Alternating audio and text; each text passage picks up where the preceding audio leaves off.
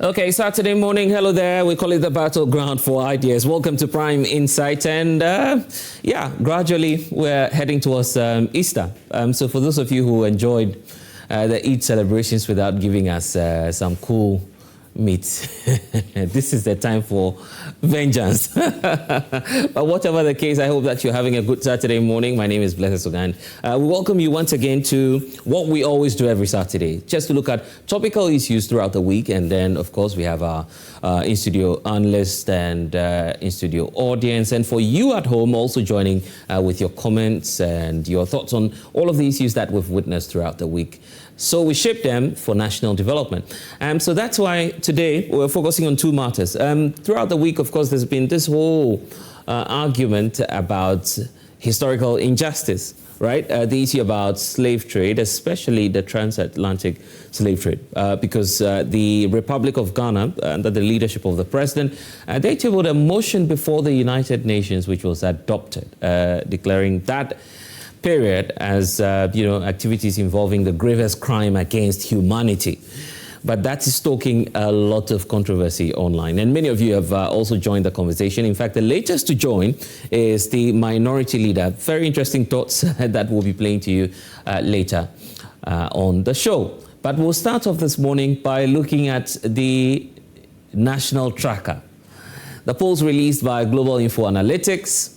And if you're a member of the NDC by now, maybe you should come and see me so that I start putting you on the ballots. Else, it looks like a number of people are falling off already, which is creating some challenge. Of course, people raising concerns as to why their preferred candidates in the run-up to the presidential primaries of the NDC are not showing up or not leveling up on the polls. So what's informing this poll by Global InfoAnalytics, and what do we have to pay attention to? In fact, before this very poll, there were some earlier documents released by this same think tank pointing out to some of the changes, the trends that we're seeing in the strongholds of some of the political parties. You want to hear that as well. There's the focus on Gen Zs as well, what they think about the political landscape. We'll be delving into all of that and then telling you some of the names that are still making it to the top 3, top 4, top 5 of the preference rate in the next leadership set in terms of presidential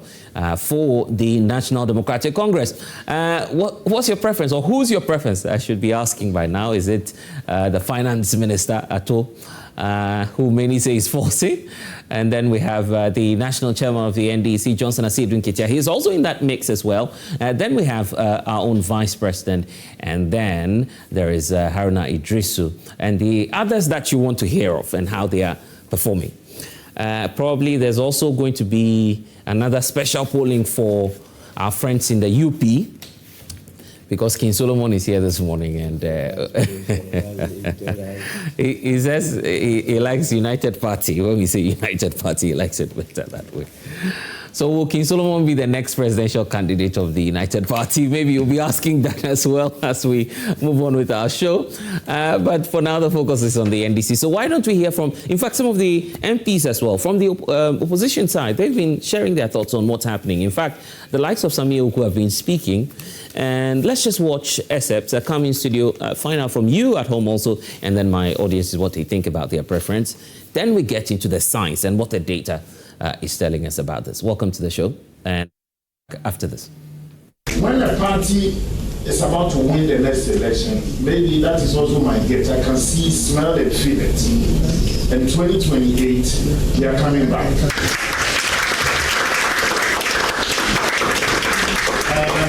A friend of mine was telling me that, even though they have challenges, 2028 they will win, so we should look at 2032. I said, no worries, let's interrogate it. Who's your candidate 2028? Recently at the Independence, we were doing the Eid. I was there. Oga was seated next to man. You can see that man know the tracks of Oga. So chairman in the Oga speaking chairman. So when you see that picture, it should tell you that you let's work internally without house issues. Resolve them. That's right. And the elephant at that point had to broker that piece. When you see the picture, nothing should tell you that close marking, man-to-man marking. And I wish you well. But as I said, and I told your colleagues a few days ago, no seat will be declared a safe seat for our opponents.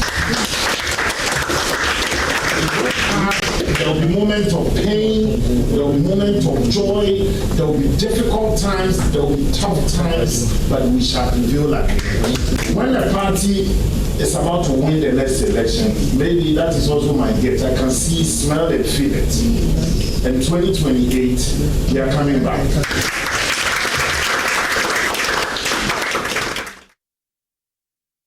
Okay, so that's Samir Oku, who is upbeat about the performance of the New Patriotic Party in the next elections. The focus now for them is on a decisive victory, first of all, from Parliament, and then they believe that that strategy will help them if we scale it up to the presidential. How are they faring, even in their stronghold? But we'll talk about the leadership in the NDC first, because that is already out, and many have been talking about it. Why don't I start with my in-studio audience? Jata, you've been watching some of the names because possibly we could have you as one of the delegates, right? Voting and deciding. So let me hear from you. You've seen some of the names. Probably we'll have that on the screens as well, telling you about what Global InfoAnalytics has put out. If we have that ready, I just give you a sense of that briefly. And then I'll find out from my audiences, and then we get into the science, what the science is saying about that. So you should be having a pictorial view of what's happening. So look at what's on the screens now. 34% for Ato Forson. You have 28%. I think this is this it? No. I think this is the previous one, I believe. Yeah. So we'll get it. We'll try and update that for you and get it, because there's a new twist to that, because now the man you see at the second position is now number 3, actually, because Johnson Asiedu Nketia is the one who, of course, has come second. So let me just get to Jata here, who's with me. You've seen some of the names. We'll try and rectify that and give you the latest. But from the ranking that we have, is Ato Forson, we have Johnson Asiedu Nketia, then we have, of course, Haruna Idrisu, and then the Vice President, and the others, we are told. How are you feeling about some of the names that you're hearing of so far? All right, blessed. Thank you very much. And I am somebody that I believe in data so much, and especially my uncle, Mussa Dankwah, who has earned his reputation when it comes to making polls, because he has gotten it right a couple of times, but then he has also gotten it wrong a couple of times. But this time around, with the NDC internal polls that he has released, I think he should brace himself for a very, very big surprise, because I feel like the complexities around the NDC internal elections are different from other elections as well as the general elections. And I say this because according to the polls, Ato Forson is leading. But I can tell you as a member of the NDC that in the NDC, nobody can contest Asiedu Nketia and win. And I say this on the grounds that he has served the party from the branch level to Deputy General Secretary, to being the longest serving General Secretary, and then the chairman of the party. He has built relationships with the delegates, and he has gone across the country several times.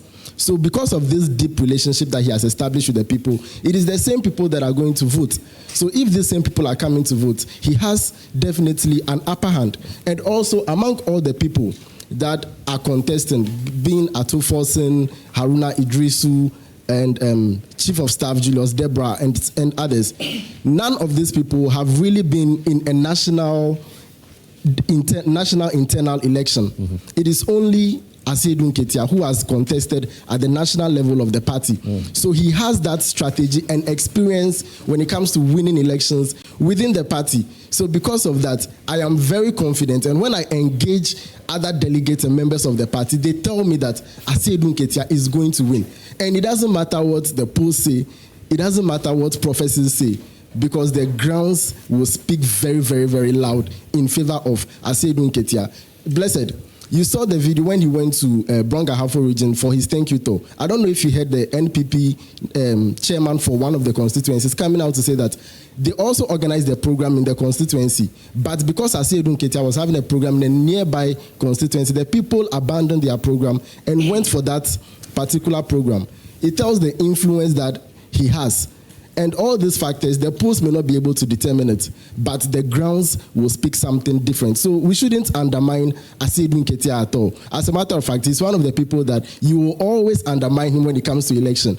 And every single election he has contested, he has won it. So the track records are there. And when it comes to professional life, he's been a banker, he's a professional stockbroker. Those experiences are things that will give him a leading edge in the contest. Right. Just to be fair, all these individuals have not told us that they are, first of all, interested in the race. So we ought to be mindful of that as well. But all the same, we know that they are politicians, so obviously the interest will be there. So that's it for Jatai. I don't know if there are some other views you want to share yours. Yeah. Yeah. On your preference, you've seen the name because there's one interesting fact, and I want to hear you on that. Mussa Dankwah was telling me earlier this week that the young people want an equally young candidate. Jatai is an exception now. It's not just me that's an exception. As a matter of fact, for we the Gen Zs, the younger ones, we have the name that we have echoed in our ears from childhood is Asiedu Nketia. Oh, I see. So this time around, but he's above 60. So well, I'll ask Mussa. If that is the case, then let us advocate for all MPs above age 60. They should resign. I believe that youth energy must blend with experience. Actually, okay, that's a good one. You also think same? Yeah. So this is a digital age. This is the age where we believe in what data is saying. Right. I strongly believe that Asiedu Nketia is good person when it comes to party affairs, but then when it comes to the person that the party is going to project for a national matter, going to compete the new patriotic party, I strongly see Ato Forson to be the best candidate for the NDC, in the fact that, as you said, the Gen Z is like a young person, vibrant enough. And then looking at this time with President Mahama's governance, looking at the input that he has made so far, we can boldly say that he stands the chance of becoming the next flag bearer for the NDC. If not, then I think the UP also. UP should come. Solo is watching you. He'll definitely have his take. Yeah. Okay, let's do two more, and then I come to Mussa Dankwah on this. Yeah. Okay, I'm also of the view that Haruna Idrisu should be the one to be projected for the next flag bearer for NDC. I'm saying this because this is a man who has a high level of integrity, who has been the minority leader for NDC in opposition. And if you listen to his views and how he has championed the NDC in opposition, how he has always made sure that the MPP are always on their toes, doing what they said they would do to Ghanaian people. And this man is not just anyone. He's someone who has always stick to what he says and he has always delivered on his promises.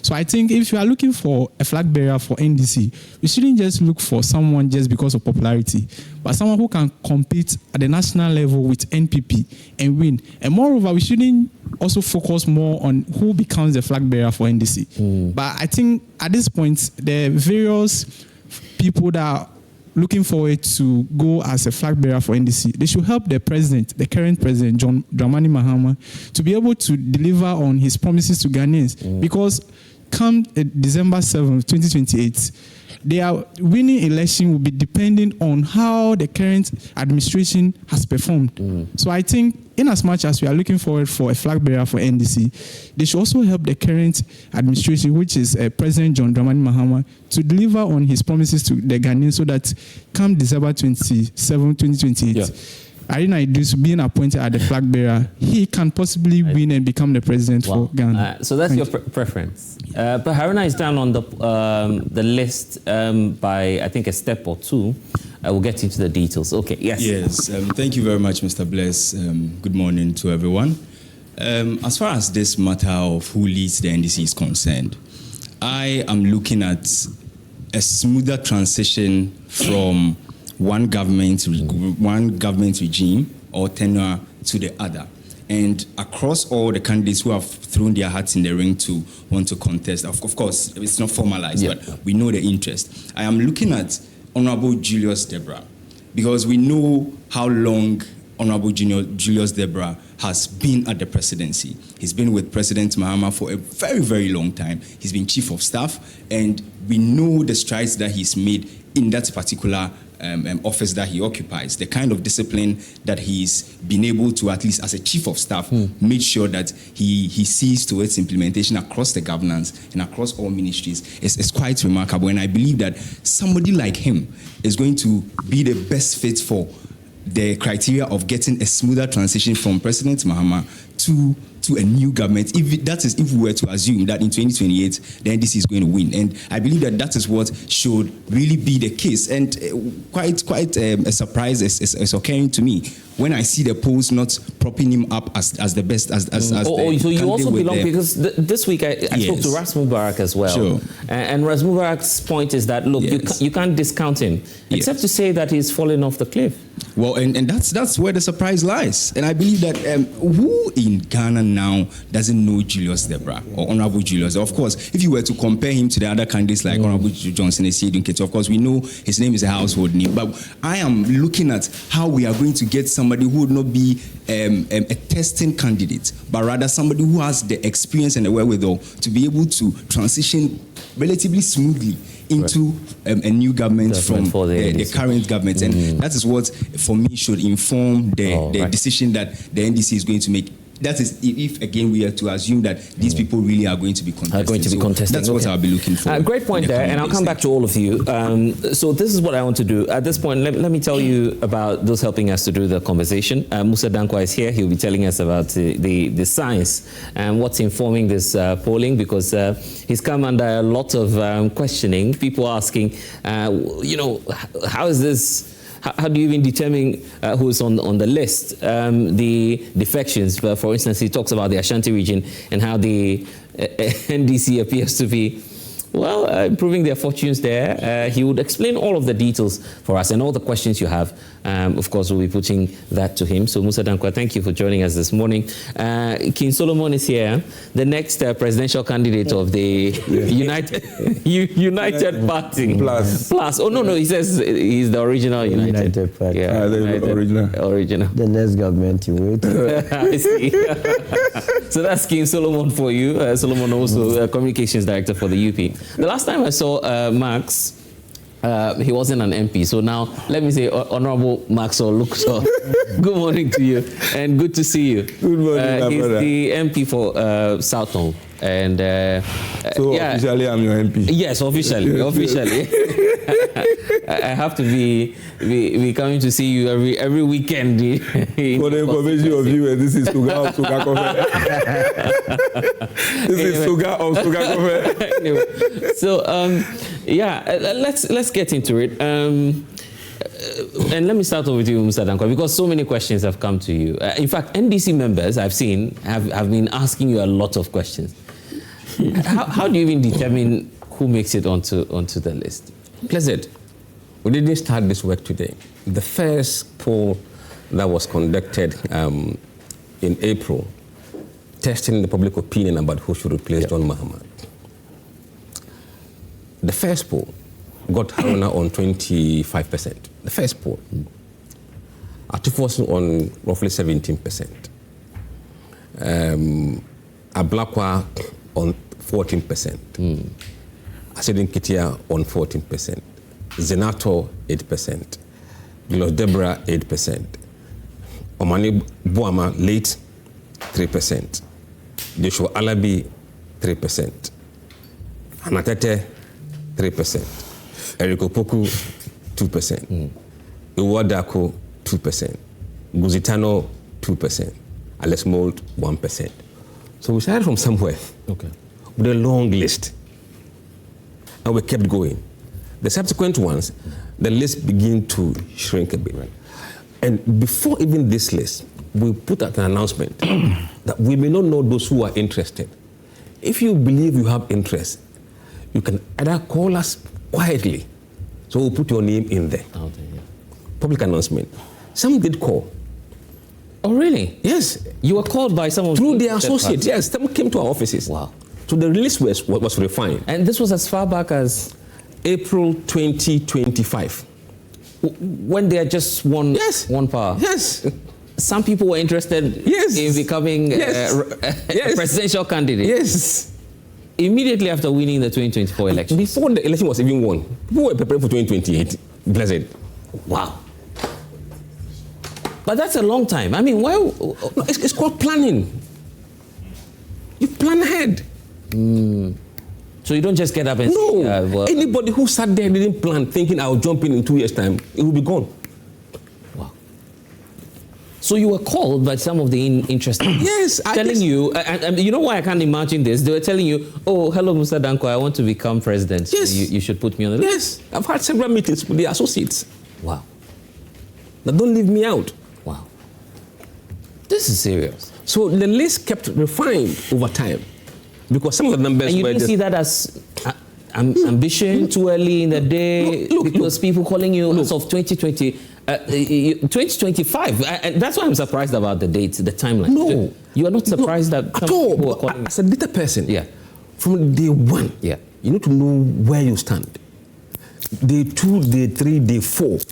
Day 5, if you don't make it, quietly leave. You go off. It saves you money. People will come to you that you are strong in the base. They will say something to you. They will say it. The reality is that you are not. But once you are able to compare the data to what they are telling you, you make a very informed decision. A better one, actually. So the list we were polling, people were not doing enough for us to keep them in the race because they were not viable. But in the November-December poll, prior to the poll coming out, we said that we're going to have a cutoff point where we would put your name openly out there. And that if you don't make 10% of the national share of the vote, you will be classified as someone else. So others in that category. Because you don't meet the threshold. And that those who have met the threshold are the ones we're going to use them as head-to-head against the leading MPP, whatever candidates. So if you watch December poll, the head-to-head was between Asedin Ketia, Haruna Idrisu, Ato Forson, and Deborah. He was there. Okay, so the gentleman who was saying you didn't feature... He was there in December. So he was there back in December, okay. But post-December, the December poll, he dropped. Below the threshold. But we used the October poll to do the head-to-head in the questionnaire. But in the questionnaire for the December, he dropped off the cliff. And the rules are that no matter how small or how big you are, we go by the formula. Ablakwa was doing 6%, he was dropped. Deborah was doing, I think, 7%, was dropped. And we said that if in the field, people say someone else and they mention your name, we will tie that number and see what proportion are you doing in relation to the rest of the answers. If you are getting 10%, we'll bring you back. You come back. You come back. Okay, you know what I want to do? Let's get the latest one. The other one we showed you was from the previous months. Let's show you the very latest. This is the latest one, correct? No, is this it? Yes, this is it. This is the latest one Mussa Dankwah has done. It still has Ato Forson in there, but except to say that Ato Forson is now leading. And to be clear, he's told you already that these are not individuals who directly have said, okay, we'll be on the ballot for sure. But some have indeed reached out to his outfit. So the finance minister there, as you can see on the screen, 32%. Johnson Asidun Ketia for 25%, 23% for Haruna Idrisu, and the vice president also in the mix there. Haruna, I recall in the previous one that we displayed, he was leading. He was leading. But he has led throughout until this poll. Wow. From April 2025, July, October, and December. This is the first time he's lost the leading position. And he just went off like that? No, look at the gap. It's not that much. But I think what is happening is that it is the race beginning to consolidate around certain group of candidates, and that meant that he'll be muscled out. But looking at the Julius Deborah question, for instance, how did he fall off? Is it just because he made 7%? Look, I think, let me just go to this data. The last 2 polls that had him there. In the October poll, Deborah was doing 9%. And then in the December poll, 7%. He was declining. So it's not like suddenly, he was on downward trajectory. And I think, I know why, but I don't want to put that reason here now. But if you do a poll of Ghanaian voters, the moment you leave Greater Accra and Eastern, he's gone. Because Greater Accra will give you a national picture, is it? No, Greater Accra is where you are known. Right.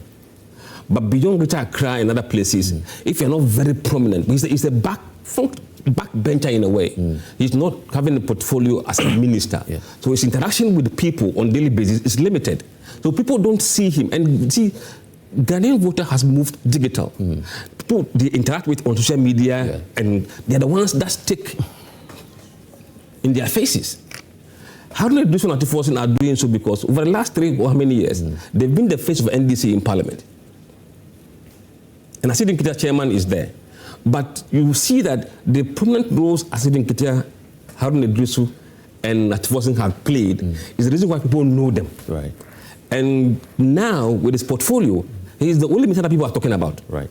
So and possibly that may be... Of course. And I've said that, look, if he doesn't deliver on the economy, you should forget it. As simple as that. And if he does, then you have to beat him. That's the advantage. Okay, let's clear these 2 issues, then I bring the others in.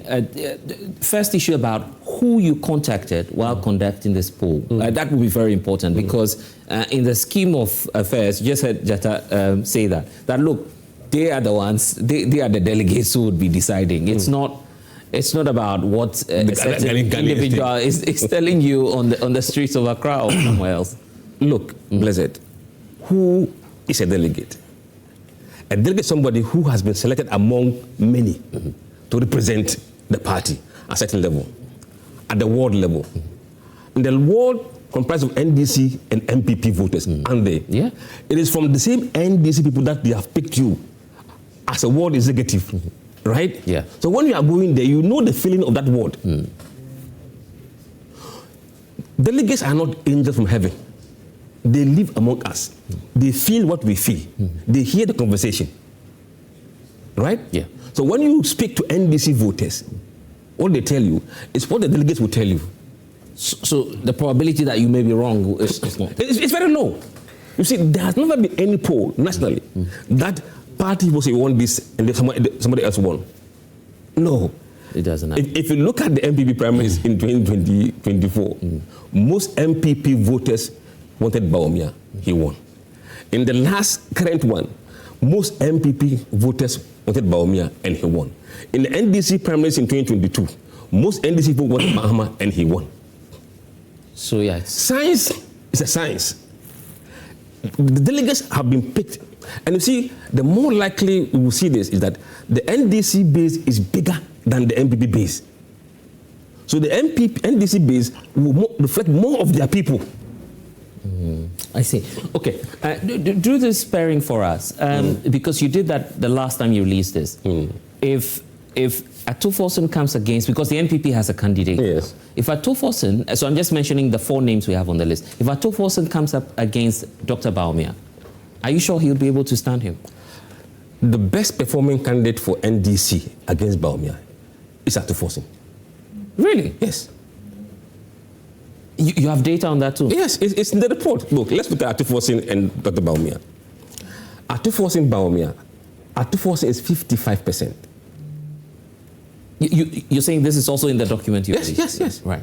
So, and how about, so this is for Ato Forson. And then Bawumia is 37%. Against Ato Forson. 37%? Against Ato Forson, yes. Alan Martin, 3%. This is a first timer.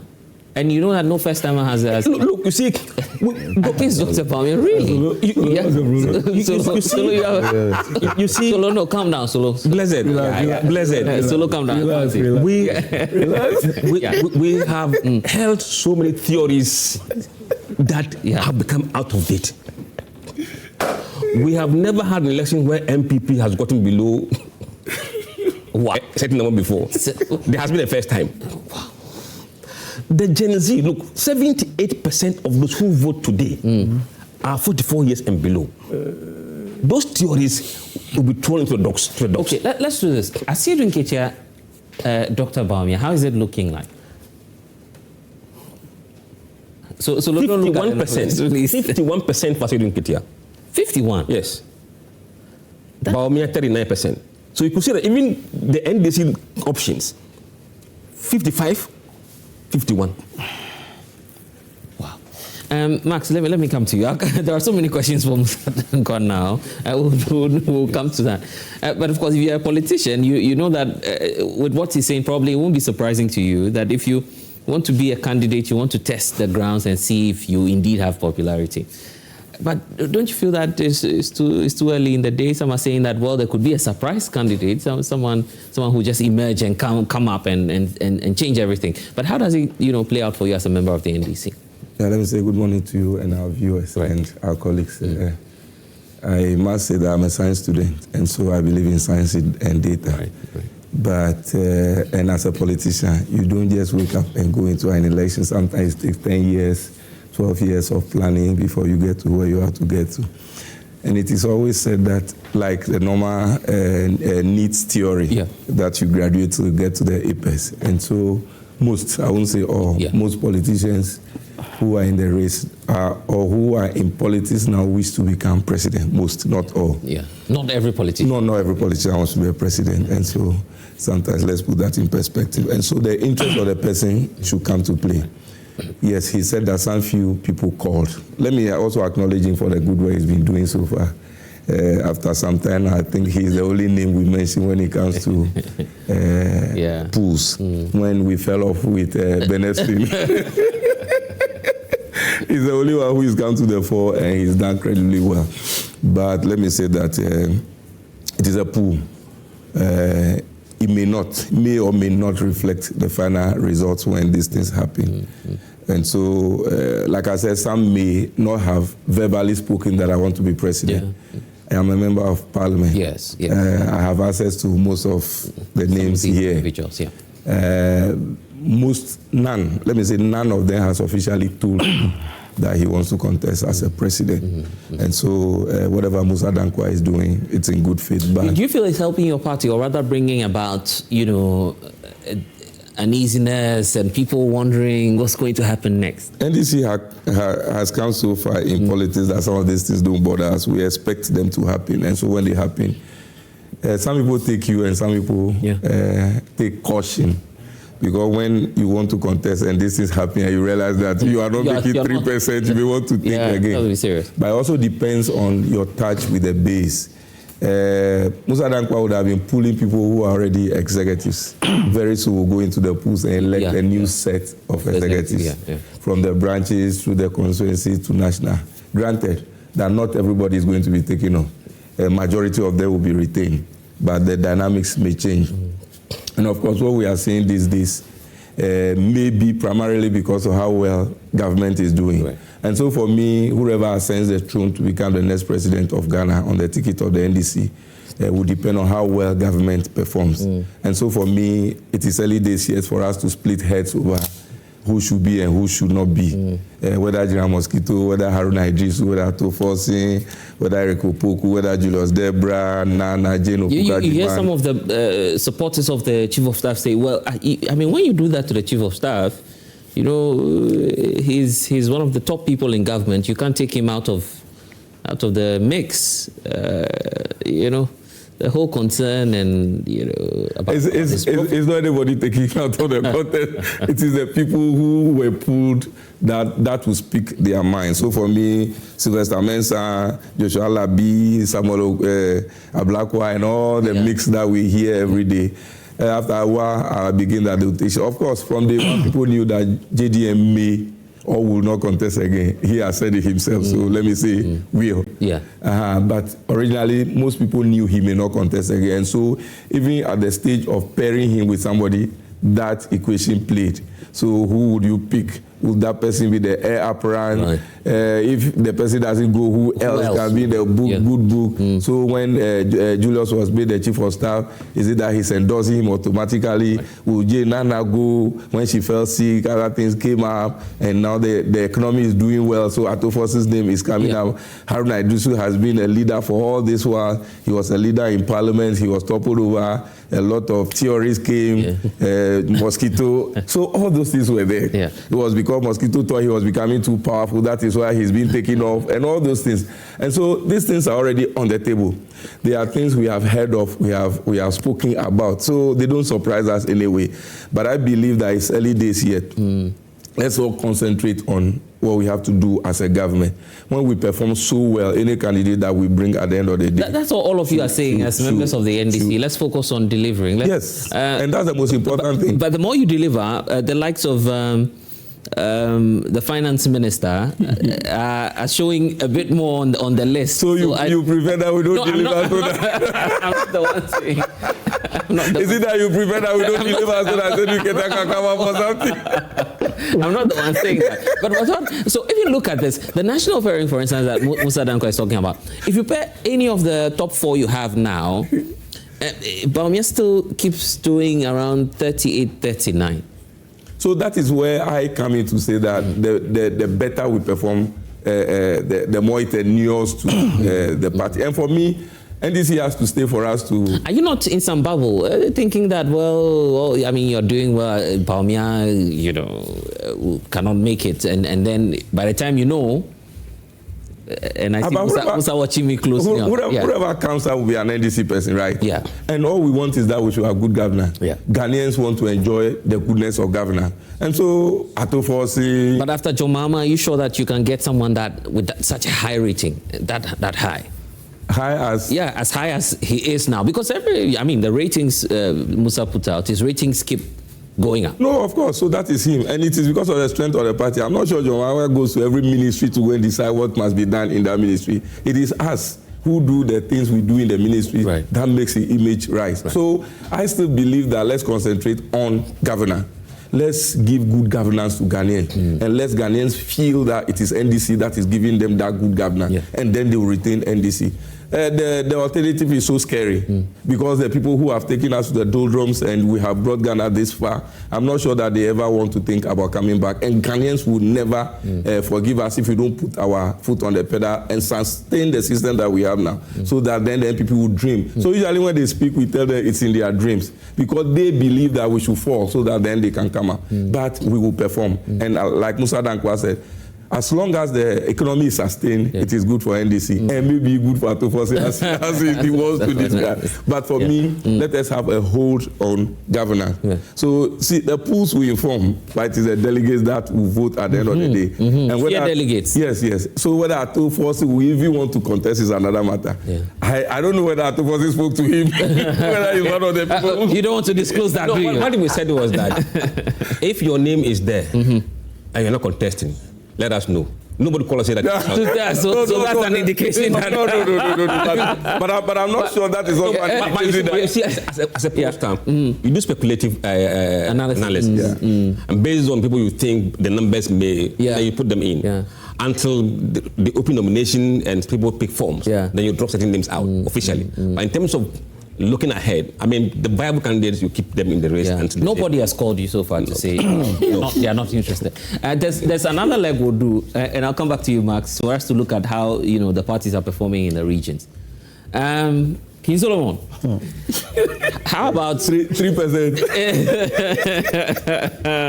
Solo 3%. So how about you and Ato Forson, or you and Asidrin Ketia for 2028? How about that one? Let me say that I don't have any difficulty or problem with what my brother Mussa Dankwah keeps doing. Right. He is trying to fill the void, what the prophets and the preachers have been doing. Because what he has done It's not different from what Opambo will stay in the church and predict. Really? It's not different from what Ebonowa told us, that there will be flooding in this country. They are all predicting, and that is prophecy. You understand? He is predicting something. There is no automaticity with it that definitely it will happen. Prophecy is accurate. Prophecy? Data is. How many of it has happened? Oh, these fake ones. And so anytime I see his post, I take it as one of those things. A prophecy. You understand? Because underpinning or underlining every post is all things being equal. Has all things ever been equal in your life? You understand? You are predicting into a future. The government is only 13 months. They are yet to cross major hurdles. They are yet to be tested to see their robustness. We know of the MPP. We know what Bawumia is made of. Yeah. Total waste of everybody's time. We are waiting for what the NDC will do. And the Gen Zs, I think it's unfair to the Gen Zs and even the voters in this country that they are on autopilot. The candidates, absolutely, for anybody to think that the Ghanaian is not capable of going outside the MPP and NDC is to tell us that the Ghanaian voter is on autopilot. The candidates that has been presented and percentages given, how many of them has given us any policy direction? Has any of them told us that this is my vision for the country, for anybody to make an informed determination about it? So that's what I'm saying, that you are telling me that we are on autopilot, which is not the case. What makes you vote for a candidate? Is it just a manifesto? No. Yeah. I analyze you as a person, first of all. Yes. Because the message so is that not what the people are doing? No, but the people, they have not come out with any of their messages. But analyze their personality and what they have. Maxwell, if we are not doing beauty contest, what personality have they analyzed? What I'm saying is that none of them, first of all, none of them have told you that they will be contested. None of them have made their programs and policies known to anyone. Yes. You understand? In any case, if you were going to take the history of the NDC itself, it does not support what my brother has done. Oh, really? Because of the vice presidential? Absolutely. The NDC in 1992 went to Jerry Rawlings. In 96, they went to Rawlings, all unopposed, by popular acclamation. Then in 1998, you all remember the Soweto Declaration, Jerry Rawlings imposed on them John Evans' attorney. So, as a matter of fact, the first time the NDC had a competitive election was in 2002 when Professor Kwesi went face-to-face with Professor Mills. That's still they maintained the vice president. So they have a trend. So their trend has been that would always go the president leaves and the vice president takes over. So what Mussa is doing is to tell us that this time around it won't be the same. It won't be the same. That is very fine by us as a united party, because see, already we have a plan, and I can tell you that in election 2028, this country will receive the shock of their lives if they are going to dilly-dally with the Gen Zs of this country. What the Gen Zs are waiting for and looking up to is jobs. After 33 years of the NDC and MPP, we now know them, they are in and out. So it's not as easy as that. But look at the list. Ato Forson. I have no difficulty with any of them. Okay. But I'm saying that Ato Forson is the Minister of Finance. Whether or not Ghanaians will entrust the destiny of this country depends on the collective performance of the administration. Whether or not it will be Haruna Iddrisu depends on his performance at the end of the day. Whether or not it will be Esiedu Nketia depends on the performance of the government at the end of the day. What this poll is going to do is that now, if I look at it and see that I am third, and I can do something to thwart the effort of the one occupying the first position, I will do it because it's competition. Really? And it will affect the governance of this nation. You feel that would affect governance? It does, and I can tell you, I'm coming from the MPP stock before we joined the UP. If I'm to tell you what internal elections, the potential, but the NDC itself has suffered a lot of it. You remember after the Soweto Declaration, that was when Guzitando and Co. decided to go away. They are all back now, isn't it? No, but it affected the party. Remember the Fonka Games, Kunadu versus Professor Beos. Nana Kunadu left the NDC and never returned to the NDC as a pillar of the party. She returned before dying. No, she never returned. Kunadu never returned. At least what I know, she formed an NDP. So this is science speaking. Science. Which one is the science? Let me tell you. Because you see, the quality of data underpins everything. Yeah. He conducted his interviews. Yeah. I was not there. I don't even know the sort of question that he posed. It may be if he's going to give me the same list, and I'm going to throw this challenge to Mussa Dankwah here. You should ask you. He should give me the same list, the same list with the same contact. Let me also call them and see whether I'll get the same response.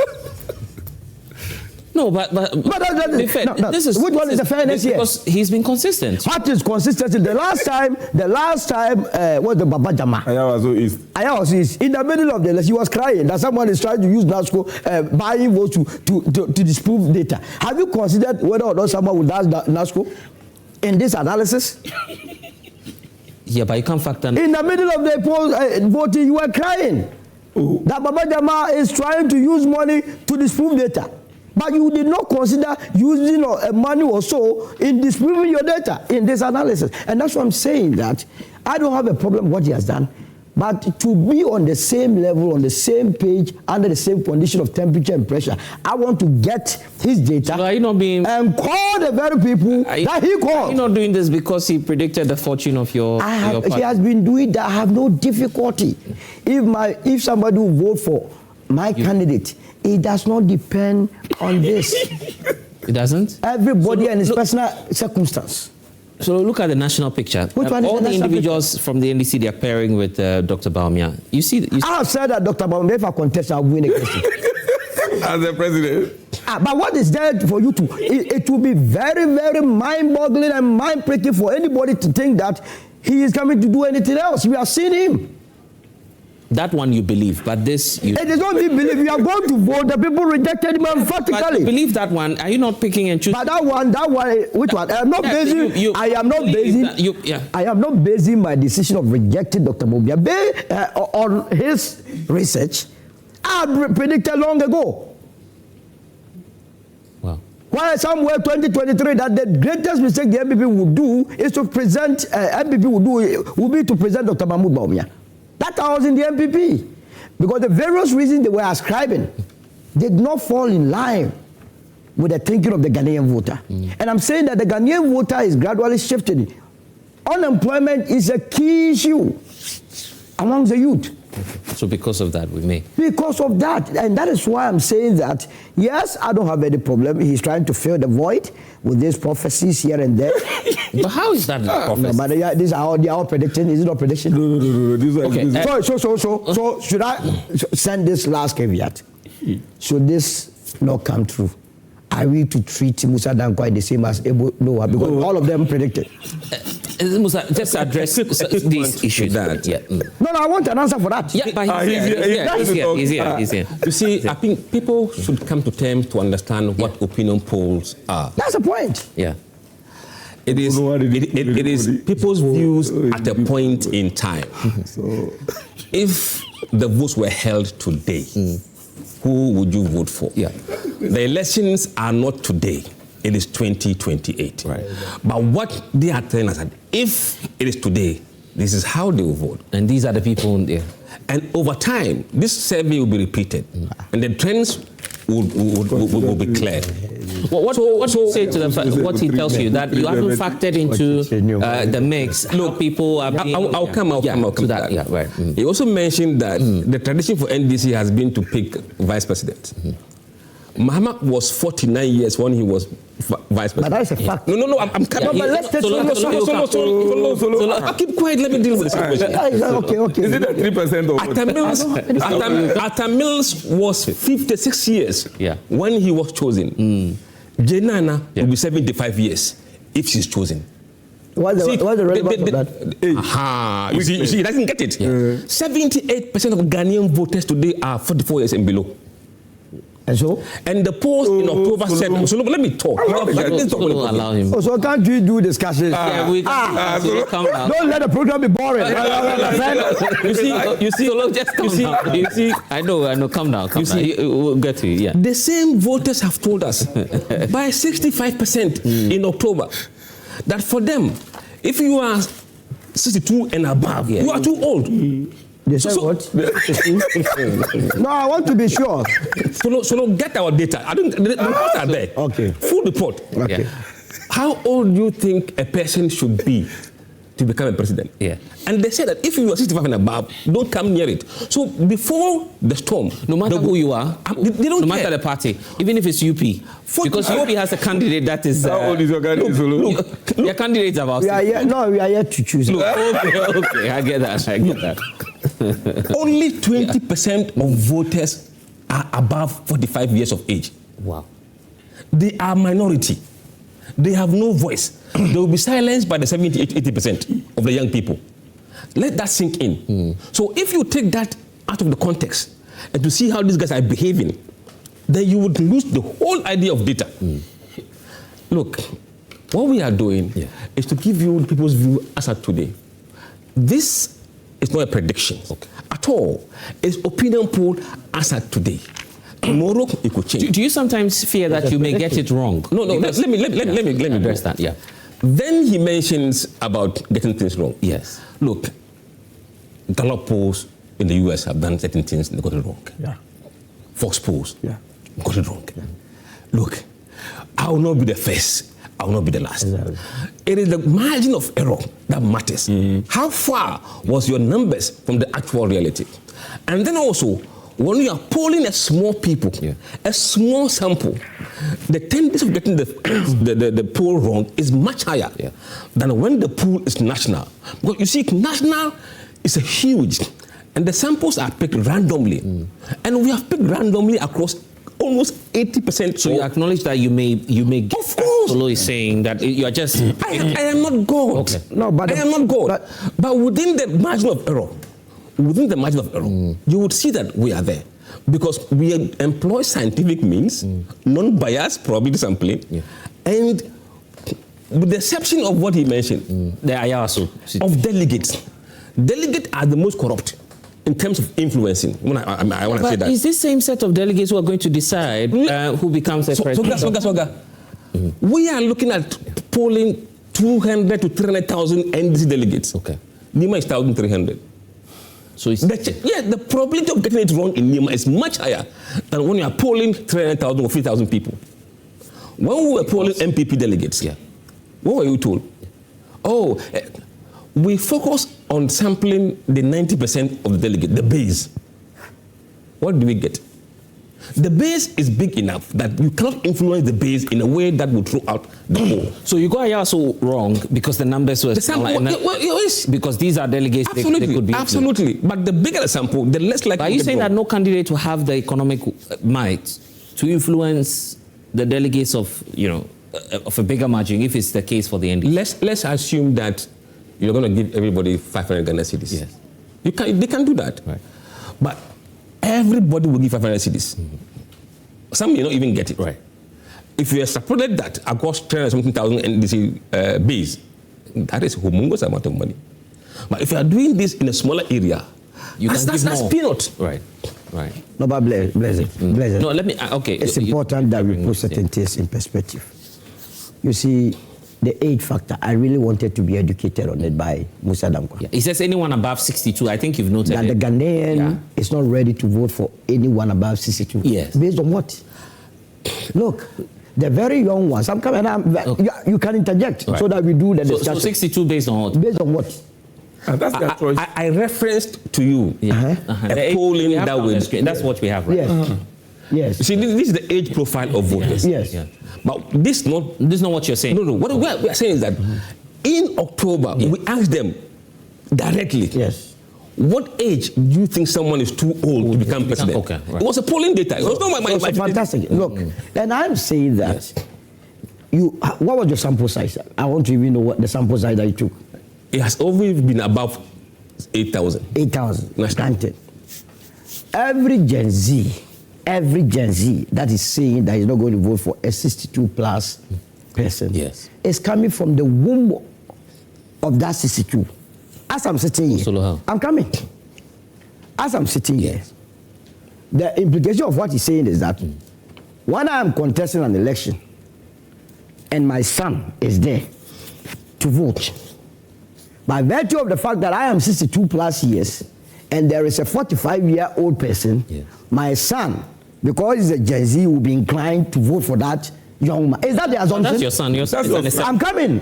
I am using it to... I am only telling you that every adult, a responsible adult, has an influence on that Gen Z. Will have their parents on the ballot. Yes, and I'm saying that every responsible, the way we vote in this country, it's not your campaign message on the platform. Have you forgotten? I am coming. Maxwell, I'm coming. Who voted at the station? Maxwell, when it gets to your time, look. But it's my time actually. It's actually my time. A lot of people so it's actually my time. From at least my family, the first point of point is that they call me. Yes, so I'm saying. So everybody will have their parents. So what is so special about the person that 44 years against the 62 years?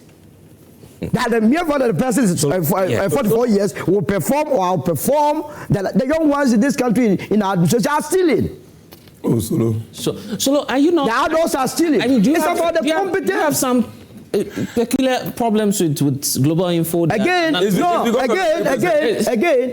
Because all the points you're raising now, are you basing it on science? Science. Everything I'm saying. Let me say what is science. Don't let anybody deceive you. Science. Political science or general science. And listen to my last point. Data. Yeah. I keep hearing my brother make the point about the NPP's internal primaries with Bawumia. Yes. Look, he did not need to do any polling to know that Bawumia was going to win. Why? The National Council went for a meeting and decided a top-down approach. The very day they adopted that was the end of the elections. Me that is not coming from a polling stock, said it consistently that it will be a landslide for Dr. Mahmoud Bawumia. In fact, your show here, there was a day I came here with Stika. Yeah. And I told Stika, I don't know whether that day you hosted it. Yeah, I did. You did. Yeah. And I told him that, look, it's gone, it's long gone. He was arguing, but you don't need any. This is street sense. So I am saying that what he has done is only a prediction that falls in prophecy, like what the prophets have been doing. And he himself has admitted that he is not God to know what is going to happen. So what are we doing now? So look at the population of the country. Yes. And the fact that you have a more youthful population. Are you saying they will not be identical much more towards a youthful person? If you have not shown or proven yourself that you can deal with their problems, why do you think they will vote for you? So if he has shown and proven. Wait, what about if the other two are shown and proven? The elderly person that you want to discount. It is based on the experience we have in the leading past. Look, in Malaysia, their former president who was that old, they discarded him and brought in a relatively younger person. Now, when the younger person came, he was messing up. They went back and begged the elderly person. What I'm saying is that we must not be focusing too much on this one is too old. When the person is old and he can deliver. When the person is young and he can deliver. Are you insecure because your presidential candidate, your last presidential candidate, is above that cutoff point? Alan Chamantin at any given day, any time, will present a superior policy. It is for the. I'm talking about likability. No, I will not sit down for anybody to set an agenda, which agenda will not inure to the benefit of the country called Ghana. Okay, I will not do that. Okay. That you want to use age. No, it's not going to happen. Because I asked him right now, he could not give me cogent reason why anybody above 62 must not be on the ballot. I'm surprised that Solo. Everything you are surprised about it. Today you'll be surprised about the law. I hardly speak my view on data. Okay. I always present what people have told me. Ask the reason why they don't want old men. I want to know the people who told you. I want the list. I want the list. I want to know that contact. I will call them myself. Do the pulling here. Do the pulling. But is it not going to give me the list?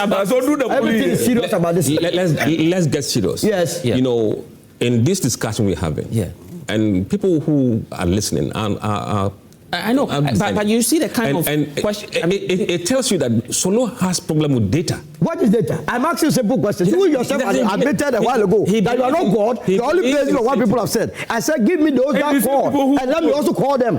Is it too much to ask? So you called people, you solicited information. Yeah. I am also saying, please give me the same. You go and call. Why do you want to Solo, I can do you a favor. Okay. I can give you the constituencies we visited face to face. So that he goes there. I'll give you the sample.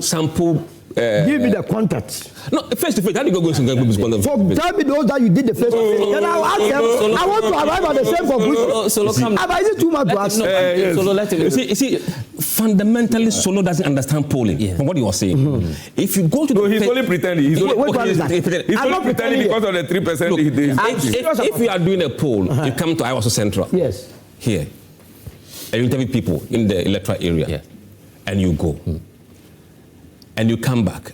Are you going to meet the same people in the same place? And maybe what they were thinking will not even be the same if you come back. No, that's fine. Yeah. But over time, regular will change. Right. Look, that is exactly the same argument they were making when we were doing the last election poll. All kind of flimsy excuses. In the end, look, what we do is called cross-sectional poll. Go and read about that. Cross-sectional poll. What he wants to do is a longitudinal. Have the same contact. Call them every time. Do that on telephone. That is over a period.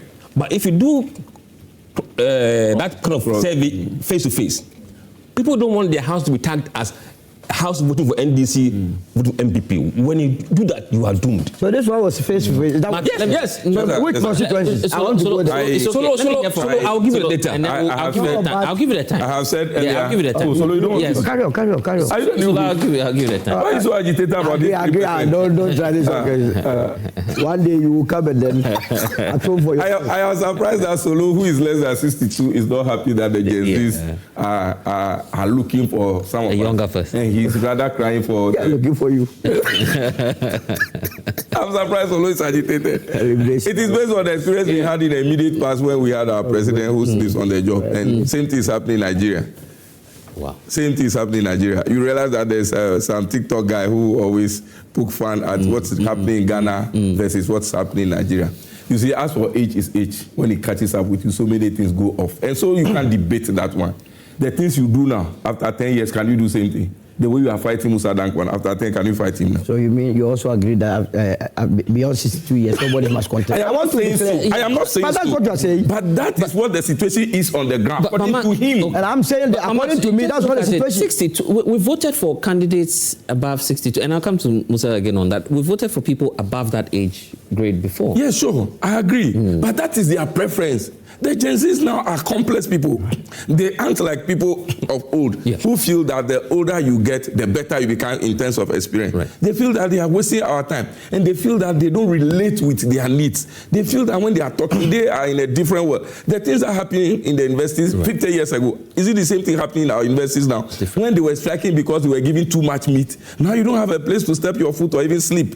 So the situations they feel are too different, and the wider the gap between the age of the presidential candidate and the people who are voting, they also begin to feel that they don't relate with that. So yes, it could be true. I won't say it is true or not true, but if that is what he's picked on the ground and that is the situation, so be it. But I am a different person. I will feel that the older the person comes, it comes with age. For instance, Nana Jane Opoku Agyeman, I am not advocating for her, but she's gone through all the mill. She's now the vice president. So are you saying that based on age, when she gets the nod to become the next president, she would not perform to the admiration of Ghanaians? If all things are put in place well, Ato Forson is a young man, he's the Minister of Finance. Haruna Idisu is a younger person, he's the Minister for Education. Ablakwa is the Minister of Foreign Affairs. All those guys are new guys. They are the ones who do the legwork.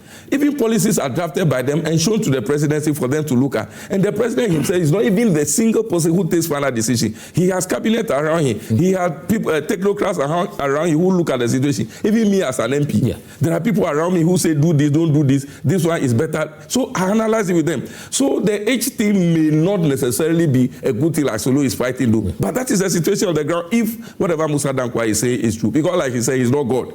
He's an individual. He claims he's gone to the ground to do research. But as a politician, in this day and age, you are saying age will not matter? Is that what? No, I say age will matter to the Gen Zs. Some of them who feel that the wider the age difference, the more detached the people are from them, may think like that. Yeah, but in the NDC now, I'm not sure if you have too many Gen Z delegates. Is that the case? Because we do. We do. What's the percentage of the Gen Z in your... No, I'm sorry. I can't tell you exactly, but it will be more than 50%. Another time you get, but you don't know the other, you can't give. No, I am not giving you the percent. Don't give percentage. So we can assume that almost all NDC delegates, I mean, the category we're looking at, who matter most for the first level, are Gen Zs or above. So because we can't tell. Yeah, no, we cannot tell. There may be way older people who are your delegates. No, yeah, there are. Okay. There are. But according to Mussa Dankwah's poll, most the voters now are more, the Gen Zs are more NDC than MPP. So, okay, I'll ask yes, about that. No, according to that. Yeah, I saw something. Yes. About So my point is that, you see, a lot of things influence delegates. I have been a politician. I contested on 4 different occasions to become a parliamentary candidate and now an MP. So many things influence people. Money could be one. Relation, like Solo is saying, could be one. And then the how relatable they are to the person may be another thing. Sometimes if you're not picking calls, it's annoying to some other people. And they don't. So many things come into the equation.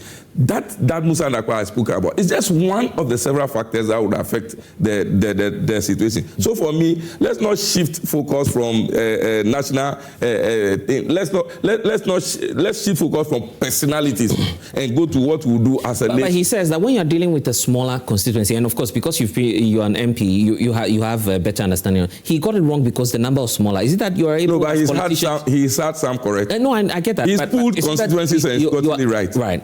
Is it that it's easier for you as MPs to work with a smaller yes, it is. So there is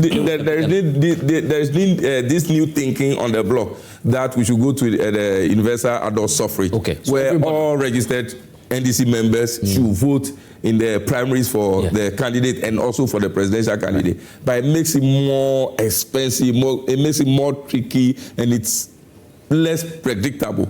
For instance, if you have some number of delegates, you could sit in your office like Mussa Dankwah did and call and speak to them and do things with them. Even if you are not able to touch base with them, you check on them, you do some of those things. But if you widen the gap, then it becomes bigger, it becomes more expensive, becomes more tedious. So my point is that whatever it is, like you said, delegates are taken out of the microcosm of people who live in a particular area. And so all of us here decided that you should be our delegate. Maybe we know how you think. We know how you feel, you know how you do things. That is why we'll select you to go and lead us. And so for me, I won't discount whatever Mussa Dankwah has said, but he's gotten it wrong on few occasions. So anything is possible. It's early days years for us to be splitting heads over who becomes the next president, especially presidential candidate for NDC. When time comes along and situations change, we'll decide whoever comes. If it is Jenana, if it is Haruna, if it is Ato Forson, if it is Mosquito, whoever. Mosquito is doing his work as the national chairman. He's going around to do the thank you tour. And I heard somebody say he was doing his thank you tour. It wasn't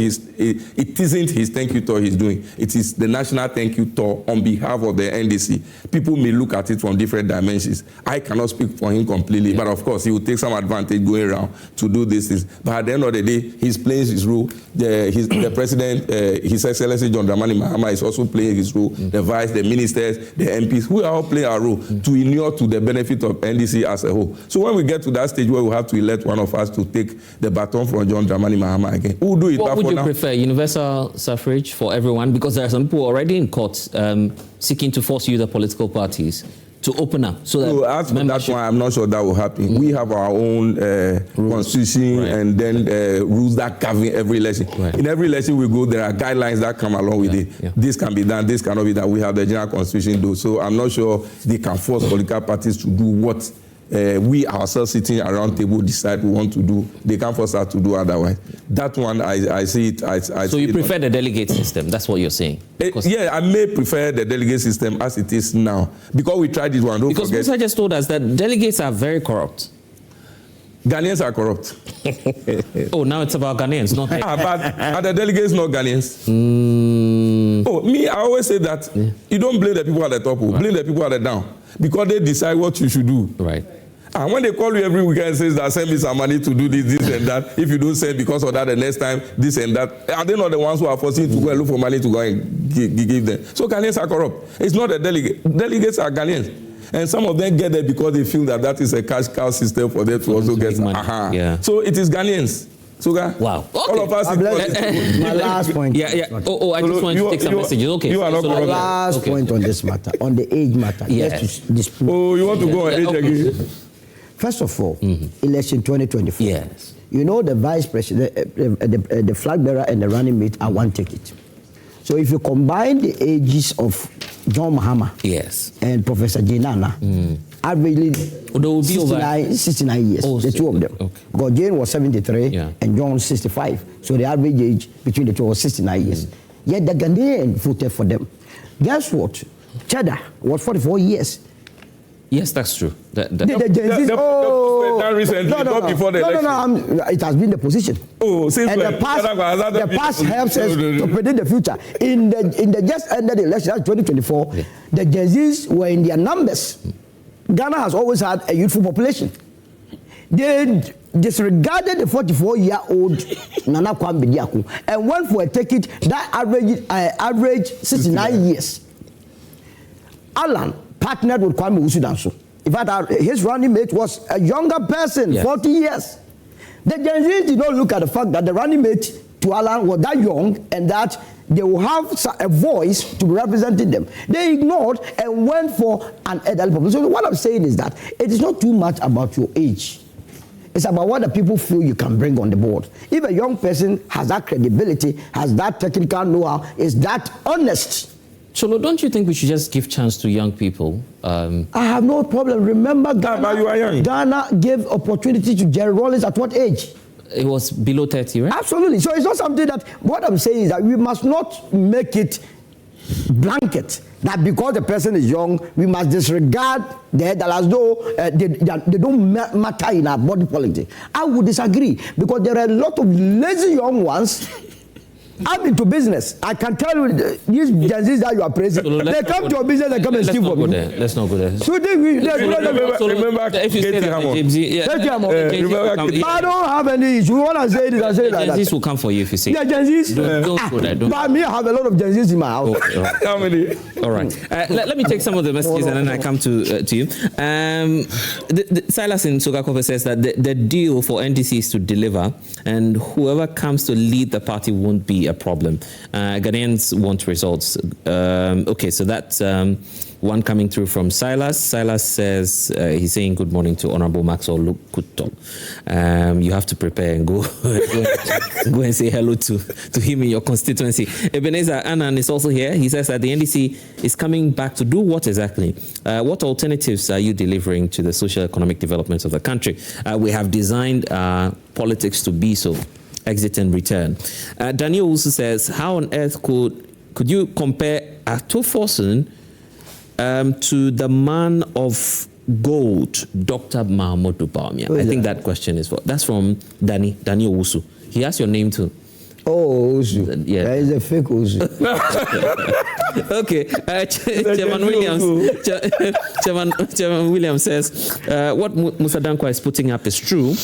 Today, I can tell you without any fear that the NDC government and the President John Dramani Mahama is doing well and doing better, and can also tell you that whoever the NDC is presenting in 2028 would definitely beat Dr. Mahmoud. 2028 yet. How can you predict? Yeah. Well, we never know the future, but yeah, let me put that to you, Musa, so that let's wrap up this chapter on the polling because you have quite a number of things to do today. But let me ask you on the age briefly before we do that. The 62, you see the president. He's above the 60 mark. Yet when you did your polling in terms of the ratings, approval ratings for the president, it seems to be going up. This is a man who is above the threshold that you're mentioning. How do we explain that? You see, it is very important to understand the question. Your preference. Yeah. You're not asking him to say, definitely, I will not vote. They will prefer somebody who is younger.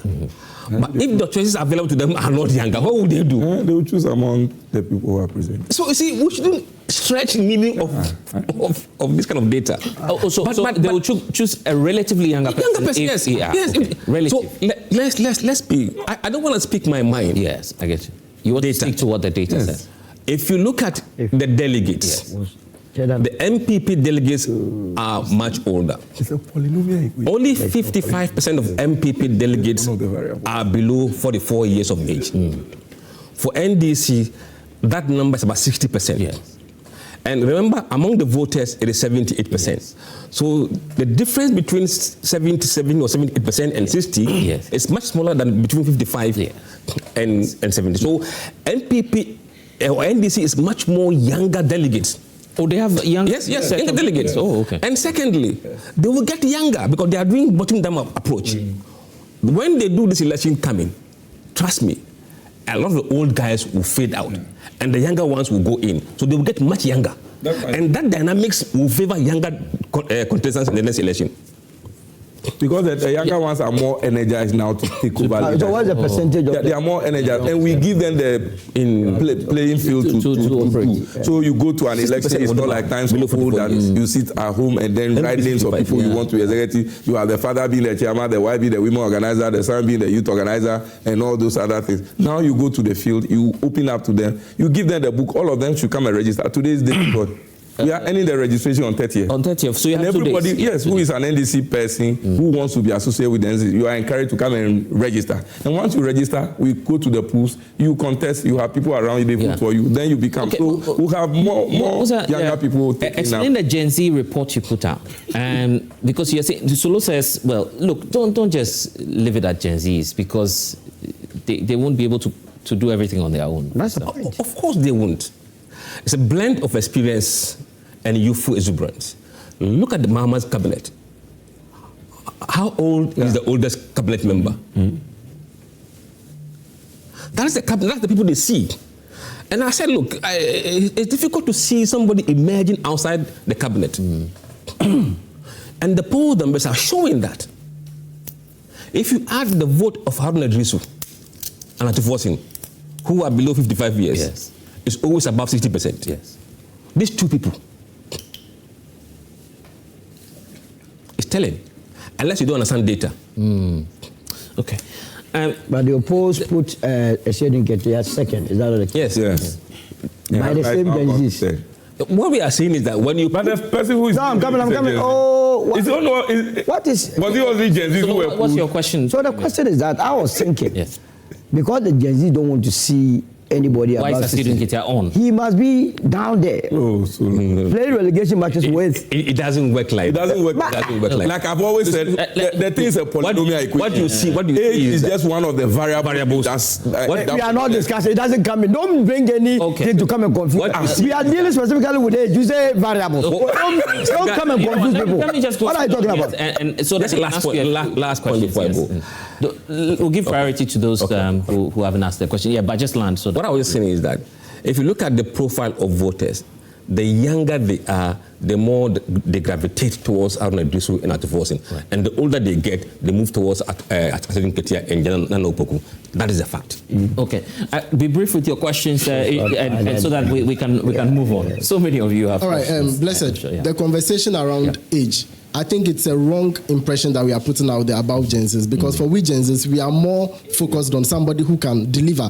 So anybody that puts himself up as that he can deliver, Gen Zs will rally behind that person strongly. And there is no data to prove that young people are corrupt, old people are corrupt, or old people are non-performing. If that is what the impression we are giving, then it means that old people, they should retire. We shouldn't even put old people in parliament any longer. So it is not about young people or old people. Jane Bokassa became president of Central African Republic at age 41, but he was one of the worst presidents in the history of Central African Republic. So we should not reduce the conversation to that. Okay, let's go back, because some of you behind haven't had the opportunity, but yeah, you can just do that briefly for me. Yeah. You have a question for Mussa Dankwah? No, I just want to make a contribution. Right. First of all, thank you very much for the opportunity. And then I want to dispel the notion that Jata, you said that you said that Eshedin Ketia is the only candidate among all those whose name has popped up to contest. To contest that he has been on a national election. You don't know that Haruna Idrisu has been a national youth organizer for 8 years. But when it comes to who succeeds President Mahama, I think that Eshedin Ketia should understand that there is a difference between leading a political party and ruling a nation. Okay. So the name, okay. So Eshedin Ketia will not look attractive in the eyes of the electorates as compared to Ato Forson, Haruna Idrisu, and if possible, Senator Rollins. So me, I'm opting for Ato Forson and Haruna Idrisu, or Haruna Idrisu and Senator Rollins, going into 2028 election. Right. The name is, I understand this as, not I understand, that's the name, Asiedu Inketia. So let me. Thank you for Mr. Bless, I think some interesting facts have been put up.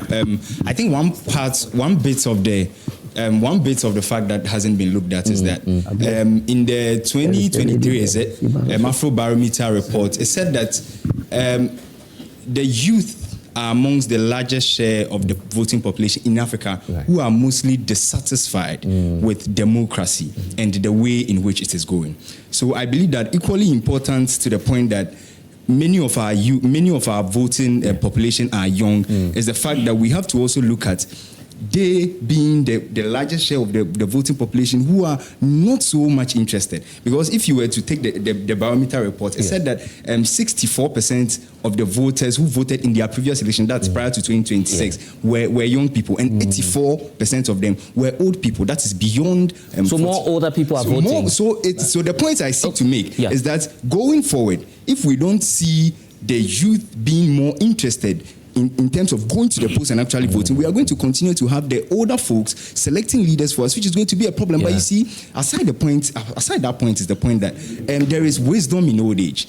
I would say that we shouldn't completely say that we want young people and the old people have not proven. No, I believe that we need a combination of the two in order that the older ones can inform and use their experience towards guide the younger people to be able to take over. And I believe that should be I think let's go to the back. I see that there's interest at the back. Let's go to the back and then we'll come back to you. Those who've not let's go. We can also bring in the ladies as well. They can share their views with us. But Musa, just take this for me before I bring in the lady. The point about more elderly people voting, it is global. Every country, there's higher turnout among the older age than the younger voters. So when younger people are not willing to. No, see, they would engage, but getting them from their house to go and vote is a problem. So you must have a strategy. It's only Obama that really reversed that, and because of what they could relate to him. He was also he could drive them out. Being Obama, Biden couldn't do that. So you see, when you are that young, you can come and speak to the young people, and they'll come out. Otherwise, traditionally, older people are the ones who vote. That means you have to vote for an elderly person because they will vote. Okay, let's give the priority to the lady, and I'll come back to you. Let's give a priority to the lady because she was okay. When you're done, yes, then we'll hear from. All right. So one thing I want us to notice that in as much as the youth want, younger people to be in leadership. One thing we should also look at, which is the opposite, is that most of the times the youth are not very active when it comes to politics, and they like to follow the trend.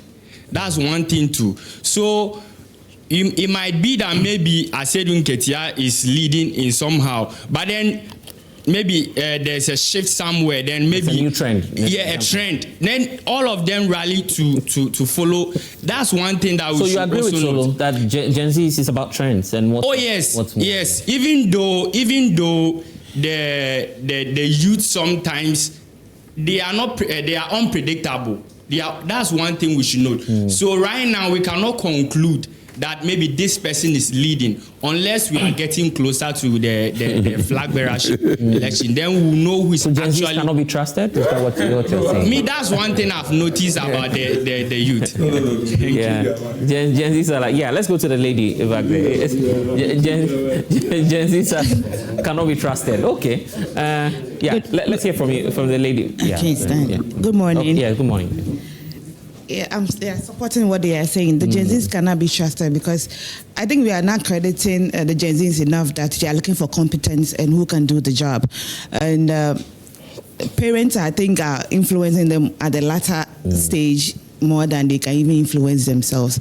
So basing the argument on Gen Zs only, I think we are not putting us. We are not being okay. So maybe Musa will deal with that while we go to this side. Let's go to the right side behind. Yes, after you then. Yeah. Okay. You can go ahead. Yes. So I think we are trying to reduce the data being collected by Mr. Dankwah. Yeah. to the sense that when you talk about opinion poll, these are the views of the people in the constituency within a time period. So we shouldn't just be disputing the fact that the data he has collected is wrong. These are the views of the people as at the time he has gone there to collect this data. So as time goes on, he will go further to collect this data to give us a clear view as to what the citizens or the delegates of these various constituents actually want from the NDC. Yeah. So let's not just talk as if the data he has presented here is wrong.